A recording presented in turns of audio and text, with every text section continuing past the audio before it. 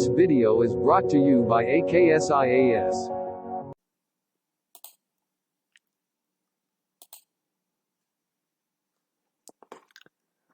Good morning all of you. Welcome to AKS IAS.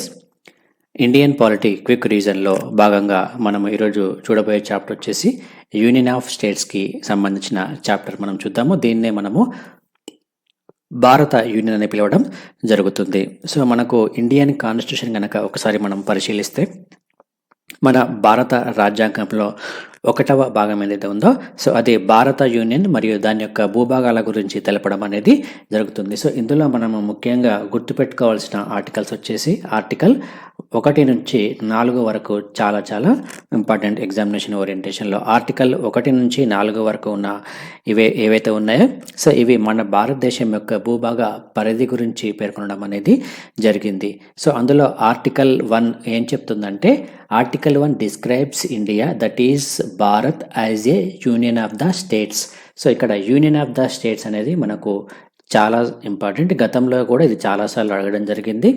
So అంటే మన భారతదేశాన్ని ఏ విధంగా డిస్క్రైబ్ చేశారు మన భారత రాజ్యాంగంలో అంటే యూనియన్ ఆఫ్ ద స్టేట్స్ అంటే అన్ని రాష్ట్రాలకు సంబంధించి అన్ని రాష్ట్రాల యొక్క యూనియన్గా మన భారత దేశాన్ని ఆర్టికల్ 1లో డిస్క్రైబ్ చేయడం అనేది జరిగింది.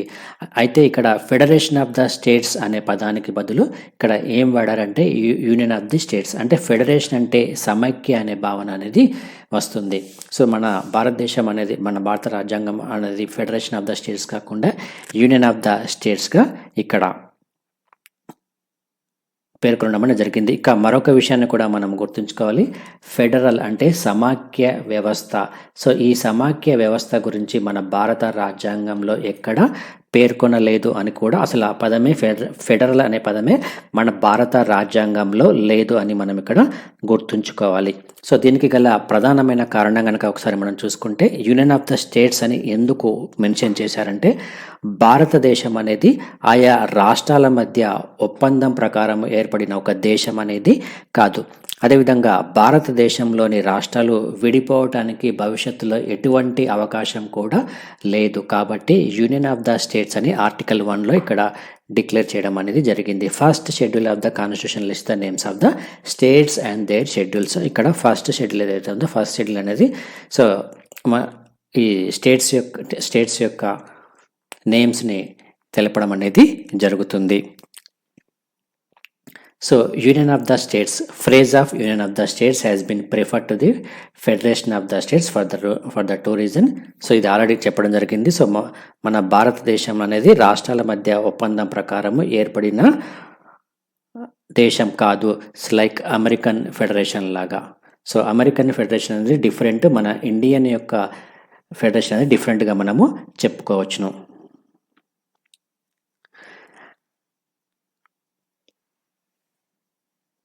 According to article 1. సో ముఖ్యంగా ఆర్టికల్ 1లో ఏమని డిస్క్రైబ్ చేశారంటే the territory of the India can be classified into 3 categories. So 3 కేటగిరీలుగా విభజించడం అనేది జరిగింది. సో దేని ప్రకారము ఆర్టికల్ 1 ప్రకారము. సో అందులో ఒకటి వచ్చేసి టెరిటరీస్ ఆఫ్ ద స్టేట్స్ అంటే రాష్ట్రాలు, యూనియన్ టెరిటరీస్ కేంద్రపాలిత ప్రాంతాలు, territories that may be acquired by the government of India at any time. అంటే ఫస్ట్ది వచ్చేసి రాష్ట్రాలు, సెకండ్ కేంద్రపాలిత ప్రాంతాలు, మూడోది వచ్చేసి సో మన భారతదేశము ఏదైనా ఒక ప్రాంతాన్ని కనుక అక్వైర్ చేసుకుంటే సో అది కూడా మన భారత రాజ్యాంగంలో కలిసిపోతే దాన్ని ఒక భాగంగా ఇక్కడ చెప్పడం అనేది జరిగింది. So names of the states and the union territories and their territorial extents are mentioned in the first schedule of the constitution. So first schedule of the constitution అనేది చాలా ఇంపార్టెంట్. సో మన భారతదేశంలో ఉన్న రాష్ట్రాలు మరియు వాటి యొక్క భూభాగాలు అనేవి ఎన్నవ షెడ్యూల్లో పేర్కొనబడ్డాయి అంటే మొదటి షెడ్యూల్లో పేర్కొనడం అనేది జరిగింది. ఇక నెక్స్ట్ టాపిక్ కనుక చూసుకుంటే ఆర్టికల్ 2కి సంబంధించిన అంశం కూడా మనకు చాలా important. So grants 2 powers to the parliament. So భారత పార్లమెంటుకు 2 అధికారాలు ఇవ్వడం జరిగింది ఆర్టికల్ 2 ద్వారా. సో అది ఏంటో ఒకసారి మనం చూద్దాం. సో పార్లమెంటు శాసనం ద్వారా రాష్ట్రాలను కొత్తగా చేర్చుకోవటానికి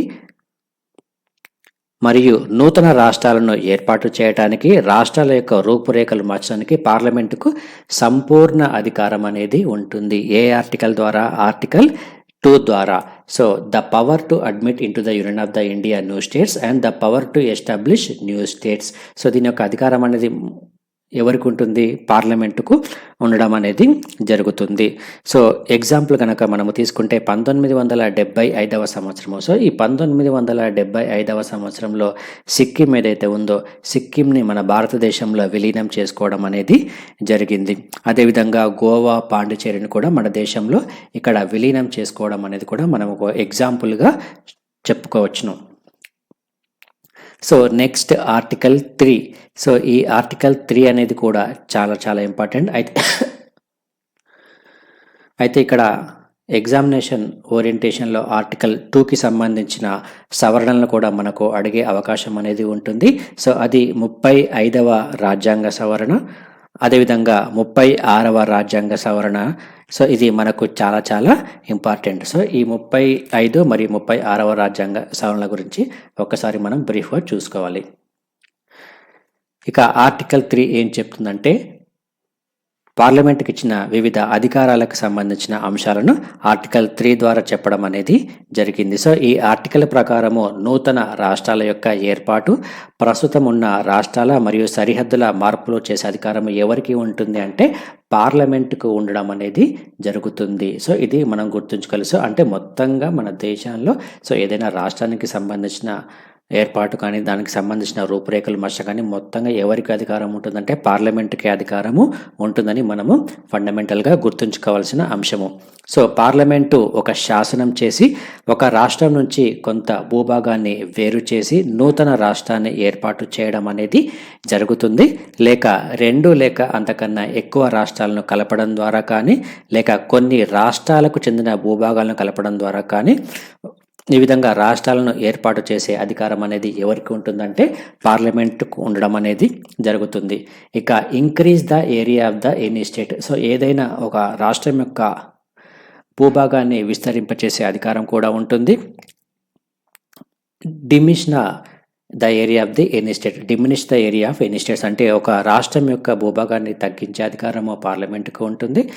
alter the boundaries of any states అంటే ఒక భారతదేశంలోని ఒక రాష్ట్రానికి సంబంధించి దాని యొక్క సరిహద్దులను మార్చే అధికారం కూడా ఎవరికి ఉంటుంది? పార్లమెంటుకు ఉంటుంది.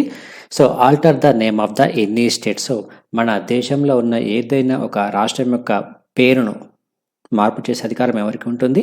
పార్లమెంటుకు ఉండడం అనేది జరుగుతుంది. సో ఈ విధంగా ఏదైనా చేంజెస్ కనుక చేయాలి అనుకుంటే సో ముందుగా ప్రెసిడెంట్కి ప్రయర్ రికమెండేషన్ అనేది ఇవ్వడం జరుగుతుంది. So above changes can be introduced in the parliament అంటే దీనికి సంబంధించిన అంశాల్లో పార్లమెంట్లో ప్రవేశపెట్టే ముందు so only with the prior recommendation of the president. So president యొక్క సలహా మేరకు సో దీనికి సంబంధించిన వాటిని పార్లమెంట్లో ప్రవేశపెట్టాల్సిన అవసరం అనేది ఉంటుంది. President has to refer the same to the state legislator concerned for expressing it's views with in a specified period.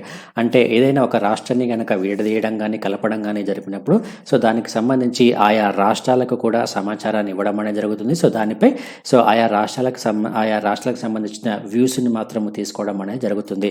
So అది కూడా ఒక స్పెసిఫైడ్ పీరియడ్ అనేది ఉండడం అనేది మనం ఇక్కడ గుర్తుంచుకోవాల్సిన అంశం. సో ఈ స్పెసిఫైడ్ పీరియడ్ అనేది కూడా మనం ఇక్కడ ఖచ్చితంగా గుర్తుంచుకోవాలి. So power of the parliament to form the new states include the power to form the new states union territory by uniting the part of any state or union territory to any other state of the union territory. So ఇది already మనము చెప్పుకున్నాము. So new స్టేట్స్కి సంబంధించి so అధికారం ఎవరికి ఉంటుంది? పార్లమెంట్కి ఉంటుంది. President is not bound by the views of the state legislator. So రాష్ట్రాల యొక్క శాసనసభ యొక్క వ్యూస్ అంటే సో వారి యొక్క అభిప్రాయాలు ఏవైతే ఉన్నాయో వారి అభిప్రాయాలకు కట్టుబడాల్సిన అవసరము ప్రెసిడెంట్కు లేదు, అదేవిధంగా పార్లమెంటుకు కూడా లేదు అని సో ఇక్కడ స్పష్టంగా చెప్పడం జరిగింది. Constitution authorizes the parliament to form the new states or alter the areas, boundaries or names of the existing states without their consent. అంటే రాష్ట్రాల యొక్క రాష్ట్రాల యొక్క కన్సెంట్ అనేది లేకుండానే పార్లమెంట్ అనేది న్యూ స్టేట్ని ఏర్పాటు చేయవచ్చు, బౌండరీస్ని మార్పు చేయవచ్చు, వాటి యొక్క నేమ్స్ని కూడా చేంజ్ చేసే అవకాశం అనేది ఉంటుందంటే రాష్ట్రాల యొక్క అనుమతి అనేది అవసరం లేదు. So India is rightly described as indestructible union of the destructible states అని మనం ఇక్కడ గుర్తుంచుకోవాలి.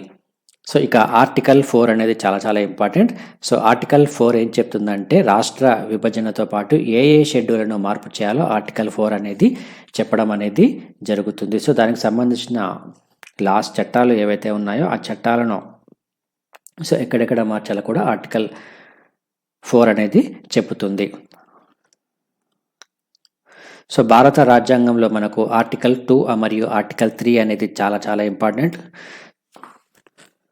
ఈ ఆర్టికల్ 2 మరియు 3ల ద్వారా సో మన దేశంలో ఏదైనా సవరణ గనక జరిగినప్పుడు తప్పనిసరిగా 1వ షెడ్యూల్ను అదేవిధంగా 4వ షెడ్యూల్లో చేయవలసిన మార్పుల గురించి మనకు చెప్పే ఆర్టికల్ ఏంటంటే ఆర్టికల్ 4 అనేది మనకు గుర్తుంచుకోవాలి. సో దీనికి సంబంధించి ఈ రాష్ట్ర విభజనతో పాటు షెడ్యూల్ను మార్చే అవకాశానికి సంబంధించి సో ఖచ్చితంగా రాజ్యాంగాన్ని సవరణ చేయాలి. సో ఈ రాజ్యాంగ సవరణ చేయడానికి సింపుల్ మెజారిటీ ఉంటే సరిపోతుంది. ఇక ఈ రాష్ట్రాల విభజనకు సంబంధించి నూతన రాష్ట్రాల ఏర్పాటు మరియు పరిణామ క్రమానికి సంబంధించి కొంచెం బ్యాక్గ్రౌండ్ కూడా ఒకసారి మనము చూసుకుంటే సో నూతన రాష్ట్రాల ఏర్పాటు ఏ విధంగా జరిగింది అని ఒకసారి మనం చూసుకుంటే దానికి సంబంధించి మనకు ముఖ్యంగా 3 ఇంపార్టెంట్ కమిటీస్ అనేవి ఇవ్వడం అనేది జరిగింది. సో ఆ కమిటీలు కూడా మనకు చాలా చాలా ఇంపార్టెంట్. అవి ధార్ కమిటీ, అదేవిధంగా జేవీపీ కమిటీ మరియు ఫజల్ అలీ కమిటీ. సో ఈ కమిటీలను కూడా మనము గుర్తుంచుకోవాలి. సో ఈ కమిటీలు కనుక ఒకసారి మనం చూసుకుంటే ధార్ కమిషన్ ఇది ఎప్పుడు ఏర్పడిందంటే 1948లో ఏర్పడింది. సో ఇది భాషా ప్రయుక్త రాష్ట్రాలు ఏదైతే ఉందో ఆ రాష్ట్రాల ఏర్పాటు విషయ పరిశీలనకు సో ఈ కమిటీని ఏర్పాటు చేయడం అనేది జరిగింది. సో దీనికి అధ్యక్షుడు ఎవరు? ఎస్కే ధార్. సో ఈ కమిటీ భాషా ప్రాతిపదికన కాకుండా సో పరిపాలన పరంగా ఈ పరిపాలన ఆధారంగా రాష్ట్రాలను విభజించాలని సూచించడం జరిగింది. సో ఆ తర్వాత 1948 డిసెంబర్లో సో ఇది జూన్లో ఏర్పాటు చేయడం జరిగింది. ఇక 1948 డిసెంబర్లో జేవీపీ కమిటీని ఏర్పాటు చేయడం అనేది జరిగింది. సో దీన్ని ఎందుకు ఏర్పాటు చేశారంటే ధార్ కమిటీ ఏదైతే ఉందో ఆ ధార్ కమిటీ యొక్క సిఫారసులను పరిశీలించి సో అప్పటికే ఆంధ్ర రాష్ట్ర డిమాండ్ అనేది చాలా ఎక్కువగా ఉన్న నేపథ్యంలో సో దానికి సంబంధించిన ప్రతిపాదనలను పరిశీలించడానికి జేవీపీ కమిటీని ఏర్పాటు చేయడం అనేది జరిగింది. సో జే అంటే జవహర్లాల్ నెహ్రూ, వి అంటే వల్లభాయ్ పటేల్, పి అంటే పట్టాభి సీతారామయ్య. సో ఈ కమిటీలో ఉన్న సభ్యుల పేర్లు కూడా మనకు గ్రూప్ 2 ఎగ్జామ్లో అడిగే అవకాశం అనేది ఉంటుంది. సో ఈ కమిటీకి సంబంధించి కూడా చాలాసార్లు మనకు ఎగ్జామ్లో అడగడం అనేది జరిగింది. సో ఇది భాషాపరంగా రాష్ట్రాల పునర్వ్యవస్థీకరణను కొన్ని సంవత్సరాలు వాయిదా వేయాలని ఈ కమిటీ సూచించడం అనేది జరిగింది. సో ఆ తర్వాత ముఖ్యమైన కమిటీ వచ్చేసి ఫజల్ అలీ కమిషన్. సో దీన్నే మనము స్టేట్ రీఆర్గనైజేషన్ కమిషన్ అని పిలవడం జరుగుతుంది. సింపుల్గా ఎస్ఆర్సి అని పిలవడం జరుగుతుంది. ఇది ఎప్పుడు ఏర్పాటు చేశారు? 1953లో ఏర్పాటు చేయడం అనేది జరిగింది. సో భాషా ప్రయుక్త రాష్ట్రాలను ఆంధ్ర రాష్ట్రం ఏర్పాటు జరిగింది అంతకుముందే. సో ఆంధ్ర రాష్ట్రం ఏర్పాటు అవ్వడంతో సో దేశంలో అనేక ప్రాంతాలకు కూడా చాలా డిమాండ్లు రావడం అనేది జరిగింది. సో దానికి ఈ కమిటీని ఏర్పాటు చేయడం అనేది జరిగింది. సో దీన్నే మనం ఏమని పిలుస్తాము? రాష్ట్రాల పునర్వ్యవస్థీకరణ కమిషన్ అని పిలవడం అనేది జరిగింది. సో దీనికి సంబంధించి ఒక ఇంపార్టెంట్ అంశం అనేది ఉంది. 1 లాంగ్వేజ్ 1 స్టేట్ అనే ఈ డిమాండ్ను తిరస్కరించడం అనేది జరిగింది. Fazal Ali commission 1 language 1 state అనే డిమాండ్ను తిరస్కరించడం అనేది జరిగింది. సో ఇక రాష్ట్రాల పునర్వ్యవస్థీకరణ చట్టం ద్వారా ఏర్పడిన మొదటి రాష్ట్రం కనుక చూసుకుంటే అది ఆంధ్రప్రదేశ్ రాష్ట్రంగా మనము చెప్పుకోవచ్చును. సో ఇది యూనియన్ ఆఫ్ ద స్టేట్స్కి సంబంధించి సో కొన్ని ఇంపార్టెంట్ అంశాలు ప్రిలిమ్స్ ఎగ్జామినేషన్ ఓరియంటేషన్లో. సో నెక్స్ట్ మరొక లెసన్ చూద్దాము. Thank you friends. Thank you.